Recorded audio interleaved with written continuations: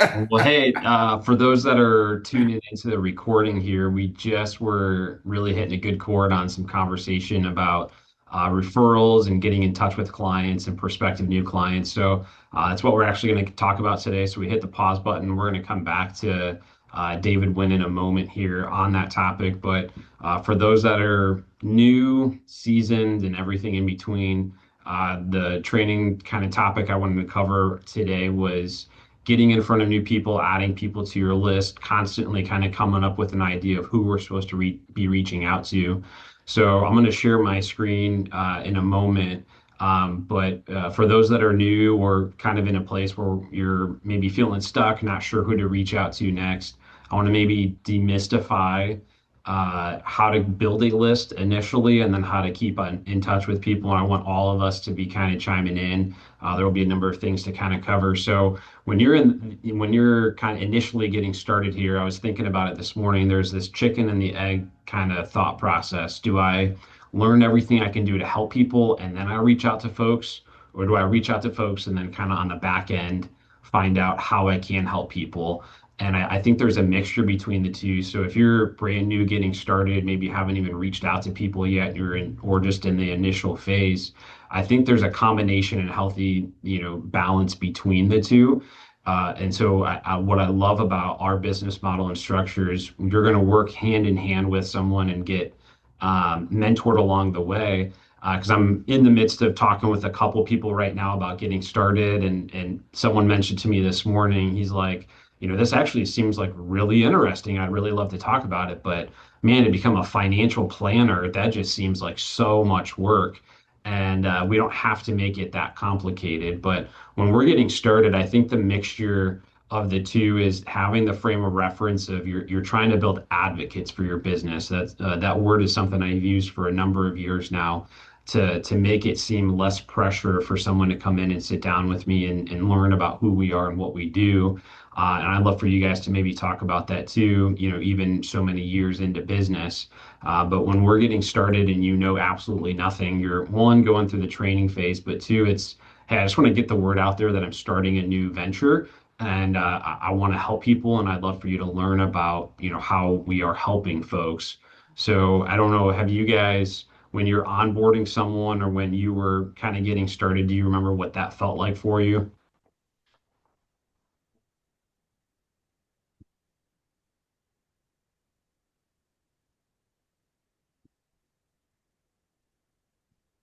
I mean, yeah, it's very intimidating, right?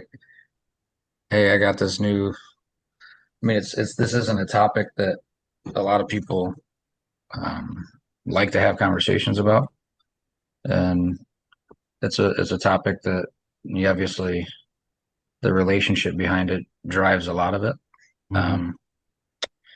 Um, but it's still intimidating to just say, hey, I have this new opportunity. I'm working with a group of people, and I'd love to introduce you to some business partners of mine and tell you a little bit more about what we're doing. It sounds so simple, but I know I've always struggled with just being a person that felt like I had to have a lot more knowledge base before I went and did any of that. Yeah, yeah, absolutely. Yeah, anybody else? I remember I first got started. I'll just talk about the time with this team. I know Tyson came up here a few times. We ran 7 to 10 training meetings maybe, and then I remember just hanging on every word he said. Like I want to run meetings just like he does. I want to say things like he does, ask questions like he does, and then when it came time to start running my own meetings, I at least felt prepared, but I was still scared to death to run my own meetings. I remember driving to clients and like sweat was just running down my back and it was not warm outside. I was just like just completely nervous and scared to do this to get up and running, but I still did it. I was like, this is exactly what I need to be doing, and you push through those nerves and push through all that just to be able to get up and running. And so that's where um, people that I worked with in the past, I can tell when I'm training somebody if they're hanging on every word that I say, if they're paying attention like they want to do this themselves, it makes a huge difference over somebody that you'll ask them a question about the meeting later. It's like they don't know what you're talking about because they figure, oh, you got the meeting, I can just let you run it. I'm just gonna not pay attention. So I guess my advice would be when you are in field training, pay attention to every single word your field trainer is saying and try and imitate them as much as possible. Yeah, I think that's super valuable. When we went down to Columbus this past fall, I had talked about becoming self-sufficient. And a big thing that I had talked about is Tyson had so many times told me, dude, you get someone in front of me, I'm going to close the business. And Yep. so in my mind, I started to say, well, I don't really need to progress because if I can't do it on my own, I'll just get them in front of Tyson and I know that I'll get the business closed, which we're kind of delineating from the topic today. But point being is it gave me confidence to now reach out to people because I'm like, well, if I can't solve the problem, if there's a problem to be solved, I know our team will do it, being, Tyson being my field trainer, which was helpful. And I bet there's a lot of clients that I have today if it wasn't for that. But it's a double-edged sword if you don't learn to do this stuff yourself from the very get-go of reaching out to folks. So there's definitely a time that you need to, be able to get through that. So I want to jump into our playbook real quick, but since, for those of us that are here present today, we're all kind of seasoned, I want to take it a level deeper pretty quickly. And David, that's where I'll include you here in a moment. But I want to Okay. pull up our team playbook. So when we're getting started, and you're just kind of getting into business, our team playbook is really helpful. I actually this yesterday I was cleaning some stuff out in my house and I found my original playbook from when I had gotten started. And I printed it off. I had all kinds of notes in there, highlighted things, underlined things, and it's amazing what we used to say in the past and how different it is today. But when you're developing a prospect list, what I think is helpful is having the mindset, whether it's potential clients or potential teammates, this is not asking them to sign on the dotted line if you give them a call. What we're trying to do is just make people present and know that you're going to be doing this. And so when we're filling out what's potentially good for a client prospect. We use the acronym MACHO, which stands for married, an age of at least 35 and up. They have children, they own a home, and they have an occupation of some kind, earning a reputable wage. This is not for us to convince them. This is not for us to force them to do anything. The purpose behind these five kind of fillers or filters is to make sure that we're spending time talking to the right people. For me, instance, when I got into business, I was 22, and so I knew a bunch of 20-year-olds, which didn't fit this model, and a bunch of people didn't want to talk to me. But as I talked to more quality and qualified people, not only did they want to do business, but then going talking about referrals, which is what kind of sparked us starting this call here today. With David is more quality people know more quality people. So what we're trying to do essentially is what's called friendship farming. So you might sit down with Tim and say, "Hey, I don't know if this is a fit for what we're doing for you, but maybe you might know some people." And you never know when someone says, "Hey, you know what? My cousin just had a baby. They just changed jobs. I have a neighbor that wants to retire next year." And so all we're trying to do is put the word out there. Same with then potentially having a teammate. We're not trying to find people that we can convince them to quit their jobs and go all in and see if this works or not. We're looking for people that have what the acronym is BAD. Have a business owner mindset. They're ambitious. They're dissatisfied. For instance, the guy I talked about on this call here last week, I was working out with him and made a comment and said, "Hey, you know what? I'm doing the stay-at-home dad life and I love my kids, but I really miss being out in the field and making an impact and working with my hands and serving people. And the only opportunity that I can go to do that with where I would have a little more control of my time is going and becoming a consultant working 6 days a week. And that's definitely not up for an opportunity." So I told him about what I did, and I'm on a mission to help more people, and I want to find people that I can build and lock arms with and be a team. And this morning he grabbed me and said, "Hey, you know what? I spent some time and I'm really interested in talking further." Not because he wants to go and get a license, not because I had this huge presentation, said, "Here's the 50 reasons why we need more people." I just caught and heard him say that he was dissatisfied and he wanted to serve people and said, "Hey, maybe this is opportunity for a conversation." Now, again, If he would have said, hey, you know what, I'm not interested, my day would still be moving on. I have other things to do and people to talk to. But when we're getting going, we're just trying to find the right people to have conversations with. So I'll pause there. Does anybody have any comments to add, things to consider?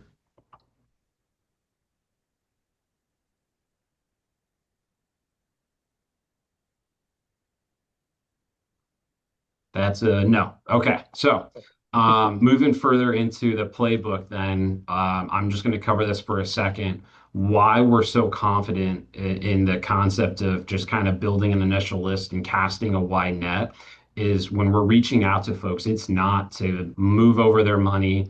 I've had a number of people in my time in the industry when I've sat down with folks and said, hey, you know what? You've reached out to me different than everybody else, so I want to give you some of my time because most people call me and say, hey, I'd love to take a look at your account. Can I lower your fees? Can I get you into a better performing kind of product or strategy? It's all transaction based, where everything we're doing was relationship based. That was something that Joe had said. And so our script by no means is this something that you need to read word for word. Fun fact, my first call, I did read it word for word, and the person called me out and said, hey, call me back when you don't need to read from a script.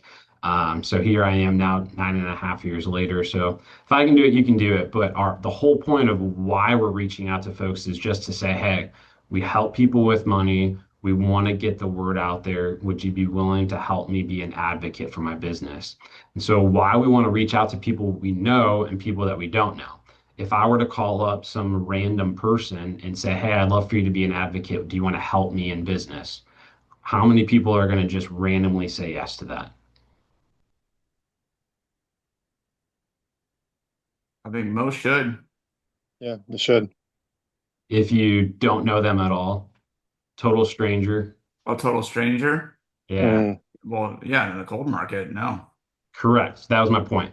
So if I'm calling absolute strangers, that's not going to help. If here I am, here we are in Levis Commons. If I just went into all these stores and just said, hey, I'm across the street. Do you want to help me grow my business? They're going to be like, no, probably not.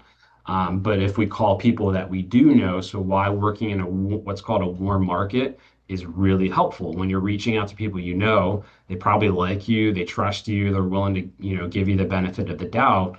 So why we want to work with warm markets, people that we already have a relationship with is really valuable. So that's kind of the initial layer. From there, obviously, there's plenty of things to talk about, but I'm going to stop sharing my screen. So as a kind of roundtable discussion here, I want to take things to the next level. So you've been in business a couple years now. Maybe you don't have this huge, list of names that you haven't reached out to before. So how do we continue to generate names or continue to increase the bandwidth of who we're talking to years in, whether it's recruiting people, whether it's getting referrals from clients. So David, I'd love to hear you're getting some really awesome referrals. What's kind of led to get to that point? Yeah, I'll say this. In the last, I think, 7 or 8 years, every single client that I've gotten has been a referral of some sort. Hmm. I'm not marketing. I'm never making cold calls. I'm never doing anything of that nature. Everything is a referral. I'll give you an example. A gentleman I just started working with, he was working with a guy out of Frankenmuth just down the road from me. His money was with Schwab, and there's a couple of things I'll get into that here in a second, but he is I did the math. He's like a fifth generation referral from a relationship that I had with BNI from like 5 years ago. So I got along really well with a mortgage broker in our BNI group. He's retired now, but his neighbor was talking to him about retirement, and he said, "You have got to talk to my friend David." And so this guy, he's not even a client of mine, the mortgage broker. He does everything himself. I just never pushed him, and I didn't ever come across as a sales type. And so we got along really well. And he sent clients my way. This client in particular, his neighbor, he sent him my way. This guy's retiring here soon. This guy referred me to a coworker who referred me to another coworker who then referred me to his parents. And then his parents live literally just down the road from my office. And it's a great time to talk to them because he's selling two different golf courses. He's looking to retire. So anyway, all that to say, it's like fifth generation referral. I asked him, I had both him and his wife come to the meeting, which is important, because the Schwab guy, whether his wife was there or not, he didn't care and he never really had her involved too much. So for every single meeting, I've made sure that she's there. And so that was a big part of getting this done. Also, I asked him, I said, how much involvement do you have with these accounts? I mean, is he handling all these investments for you? So we had that conversation. I just asked, what he might be looking for from me, and he thought about it for a second, and he's like, and this is during the first meeting, he's like, I think I'm pretty much just ready to do whatever you tell me to do with this money. So I Mm. thought that was really interesting in the first meeting because so the guy that referred him was his son. I've been helping his son. He came into that meeting already with a huge level of trust, even though we had never met, because of how much I'd helped his son and how much his son had been talking me up the last 3 to 4 months. I'm actually meeting with him again next week. But anyway, when you're in the warm market business like that, you get comments like that in your first meeting. I never would have had somebody with multiple six figures of assets tell me that my first year or two in the business. At least I never did. It's nice to just have that experience, be able to cultivate those relationships and just helping people, just following up with people, just doing annual reviews, talking with them every 6, 9, 12 months. Whereas if they're coming in from another broker, they might have only heard from them every 5, 7, 10 years. A lot of these accounts are on autopilot. Just servicing clients has been a huge source of referrals for me in the last 5, 6 years. That's a Tyson, you were going to say something. Yeah, that's great stuff, David. One thing I want to say to you guys, because I've had similar conversations with all of you guys one-on-one that so sometimes you can hear me say something about I just had a referral, this or you're hearing what David just said. And if you're not careful, you can receive that as, man, what am I doing wrong? Why am I not getting a referral for a $1 million for $1 million client or $500,000 client or any client for that matter, right? Why am I not getting a referral for somebody that's like, man, we're ready to talk and want to do stuff? And I would tell you, in my mind, there's three groups of prospects out there. There's one group of prospects of all the people that walk the earth. Okay, there's a group of people that there's nothing they are not interested in this conversation. It's not a priority for them, and or they're fully set. Like they're just not open at all to any kind of relationship, conversation, meeting with you, just total non-starter. So there's that group. There's going to be on the other side of the spectrum, David's prospect of like, hey man, we've been talking about this. We need to sit down. This is a big priority for us. Yeah, we'd love to do it. Right. That's probably the smallest group of the three. And then there's a group that's kind of in the middle that could be influenced. You could move this up the priority list. Like it's been in their back of their mind. I don't think for the vast majority of people, finances is like the top of their mind. And so just for arguments of today, I mean, I don't have any data to point to you, but let's just say that like the group that's a total non-starter, maybe 30-40% of people out there, the group that's just like ready to go, like, wow, where are more of these prospects? Maybe that's 10% of people. And maybe the other 40 to 50% are kind of up for grabs. I mean, would you guys say is that reasonable? Yeah. So the thing I want to say to you is what if you apply volume to those ratios? In other words, I don't think I could tell you. So I've unequivocally gotten more quality referrals, more doors open, more opportunities in the last 6 to 9 months than it ever in my career. No, I mean if I had a way of charting that out, I'm just telling you it's been massive. Um, I can't point to like, okay, guys, I started changing this in my script. I tactically started asking everybody at the end for a list of 10 names. I've not done anything materially, but here's what I have done. I've been super proactive in reaching out to clients. I've been very involved in meeting with them, catching up on a relationship, showing them new value with whether it's FMAX or we're doing whatever we're doing, right? And so my proximity is my frequency of getting face to face or on a live Zoom, but a lot of it's been face to face in our office with prospects and clients has definitely increased. And on the other end of that pipeline, more referrals are coming my way. Like I know those two things are connected, right? And that's my challenge to you guys is if you can increase your volume of contacts of people that already trust you, reaffirming value, giving them an update. There's so many things to talk about, whether it's moving their stuff to FMAX, getting them up and running with e-money, making sure they have, if you have the top e-money subscription, there's an app now they can download. If you don't have that, they still have e-money, you can get them on. I'm willing to bet that none of you have more than half of your clients on e-money. I mean, I'll take that bet right now. I'd be shocked. I don't. I mean, I probably have half of mine, frankly. Um, and that's just time and energy, right? That's every time we're reviewing. Do we have them loaded into e-money? Do we have them? Have we relabeled their accounts? Have I showed them this? Have I invited them to their door? I mean, that's massive value add that I think we're falling behind on, frankly. So there's so many things you can do. Market's booming. There's updates. There's just the fact that you're reaching out. So that's something you can do. But then we all have to, where we can, and all of us on this call have kids. Well, almost all of us. So one of us has one in the oven, I guess, right? But we have responsibilities in life and other things. Is prospect as you go, right? I mean, I did a Murph workout yesterday morning. I work out at home, so I go to the gym. We went to the gym that Leah goes to. They kind of had an open workout for it. And I'm just sitting in a chair and this guy walks up to me. We're kind of just like, you know, kind of catching our breath and just cooling down. Just strike up a conversation. He's a dad in Perrysburg. Never met the guy in my life, but apparently his kid knows my son. And before you know it, he asked me what I did, and I told him, and he's like, I bet you only work with like really wealthy clients. And I'm like, actually not. And I told him, I won't paraphrase the whole conversation, but essentially he's like, I might look you up. I didn't have a card on me. He's like, do you have a card? I'm like, I don't have a card on me or anything. And I gave him my website. But I have a way of contacting him if I need to. But the point is, like, guys, those people are out there. Now, I can't tell you every time you go to a gym, you're going to meet a prospect. That was just lucky.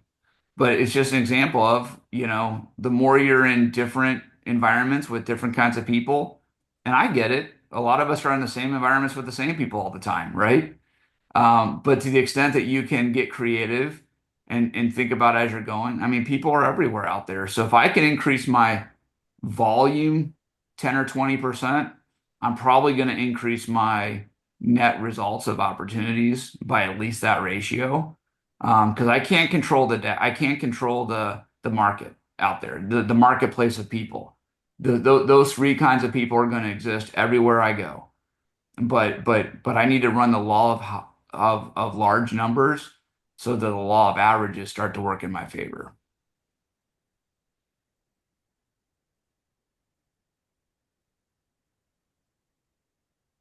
Yeah, something I was going to say too is I think the more that you're familiar with, as we get further in, the more you're familiar with what we can do for people. I think, as time progresses, that might help you spark ideas of maybe people you haven't talked to or, people that you maybe met with 3 years ago that, didn't become a client. But like, for example, this, Pacific Financial Group of to being able to do SDBA accounts for clients, running through that list and just looking through, who's current clients that I haven't reached out to in a while or can do a follow up to, ask them how their 403B or 401k is doing, or just looking at that list to say, hey, who's people I haven't reached out to, or this kind of gives me a reason to reach out and just touch base with someone.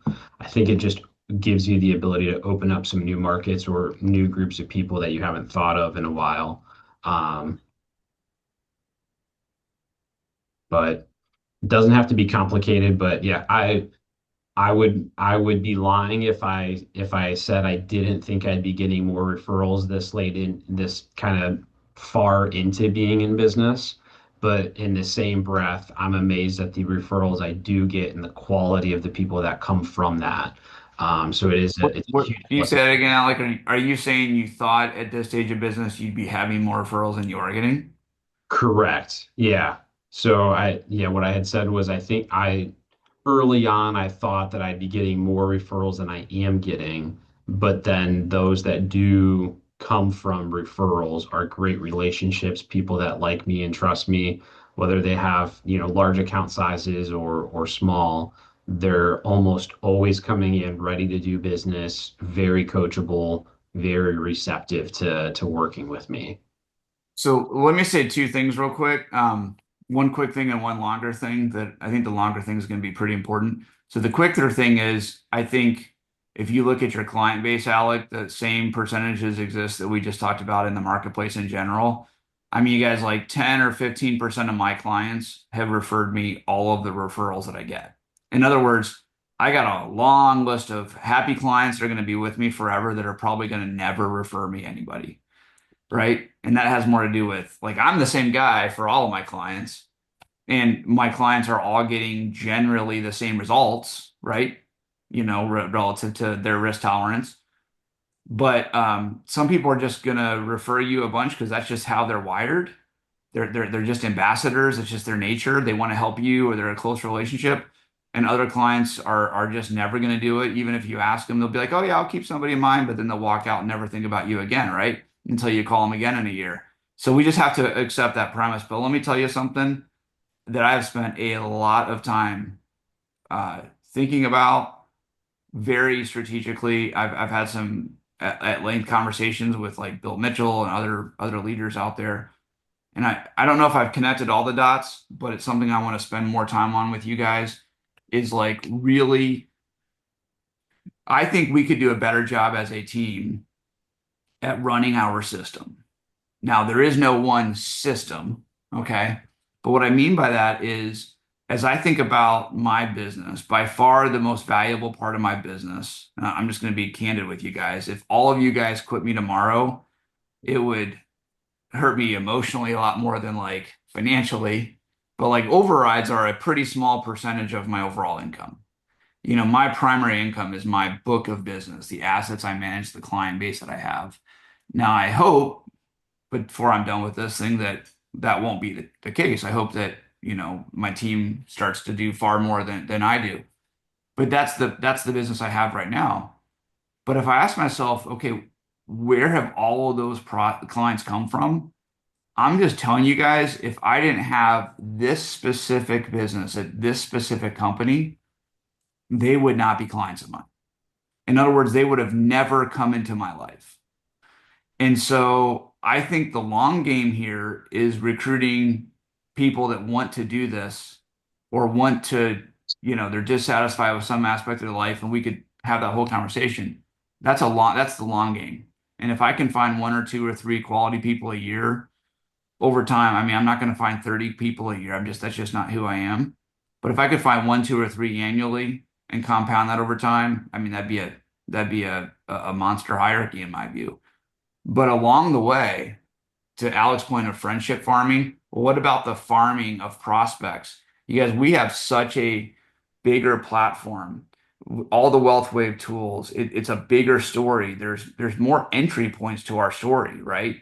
It's not like I'm a advisor with Morgan Stanley, and I could help you with financial planning, blah blah blah. Like, again, that's a very narrow story that makes you sound like every other advisor out there.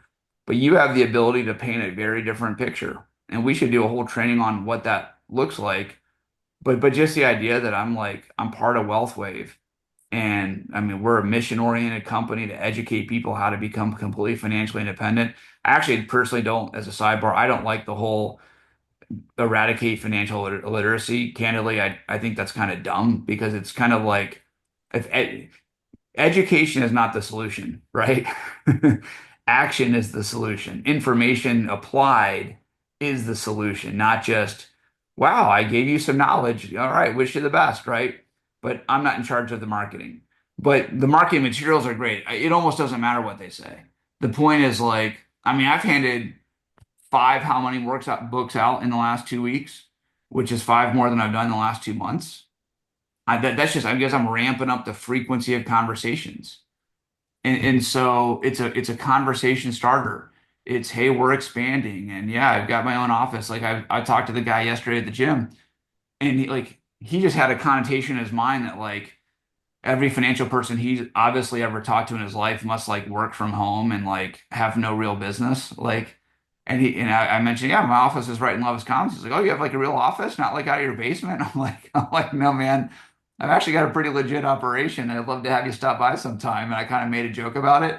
But, like, guys, people have all kinds of opinions out there. But the idea is like, what a message we have to share with people.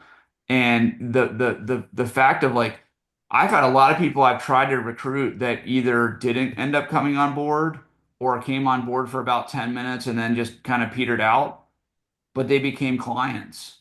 Or they, in the 10 minutes that they were in business with me, I found 4 or 5, prospects on their top 25 list that they were all for me helping. Alec, you've got a experience like that right now with, one of your guys that's kind of phasing out. And it's like, guys, that's the business. And so if you guys take away one thing from this business, if recruiting is this kind of zero sum game, this binary outcome where like I either get a recruit or I don't get a recruit. And if it's a win or it's a loss, I think you're going to find yourself getting very frustrated with recruiting and discouraged by it over time. But if it's like recruiting as a process, and over time, I'm going to end up with a team, but the process of mining through people is going to open up other doors, other relationships, client opportunities, assets I'm gathering, life insurance policies I'm writing. Like, guys, there's a lot there that is one of the secret weapons of our whole business. When we were at WealthWave a couple months ago down in Texas, we had a lunch and I got the chance to sit next to David Cottrell. And he had asked about my business. I was telling him what's going on and where I'm at. And then he had asked about recruiting. And I'm like, yeah, I'm not really like finding the right people. It's just not something we don't do a whole lot of. And he had just really spoken highly of, hey, I have my own personal business. I'm taking care of my own clients, but and I don't have a massive team, and I'm not doing high recruiting numbers. But when I'm bringing someone on board, I have really high specifics of kind of standards to keep. But his goal is to be able to bring on maybe one person a quarter. So he said, hey, I'm not going to be the number one recruiter, but if you look at my team, I'm bringing on people that are the right fit at the right time. And then I tell them, hey, my time's super valuable. So I'm going to give you one evening a week, call it Tuesday evening. Your job is to fill it from 4 to 8 p.m. And if you don't, that's strike one. I'll give you 3 strikes. Otherwise, I got to move on. I'm busy. My time's valuable. I got a family at home. And so he says he finds maybe one person a quarter, but those people that he brings on, some of them don't work out, sure, but those that do, not only do they stick, but they're, great personal producers and they're really quality teammates. And it gave me a perspective of a name that I see and hear on the leaderboards that's consistent. He's not necessarily up on the big stage with, 2,000 teammates, but the people that he's bringing on are doing business, they have activity, and it's producing great, results for everybody around. Yeah, man, he's just consistent. Yeah, that's the big secret.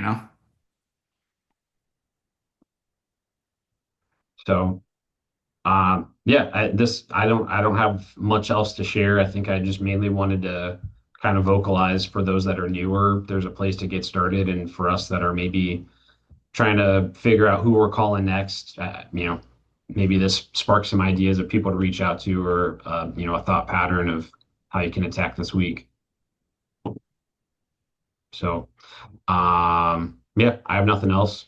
Anybody else have thoughts to share at all? I don't think so, Alec. Cool. Ryan is going to cover next week, and then David Wynn will cover the week after. So, yeah, we're going to keep. What are you covering next week, Ryan?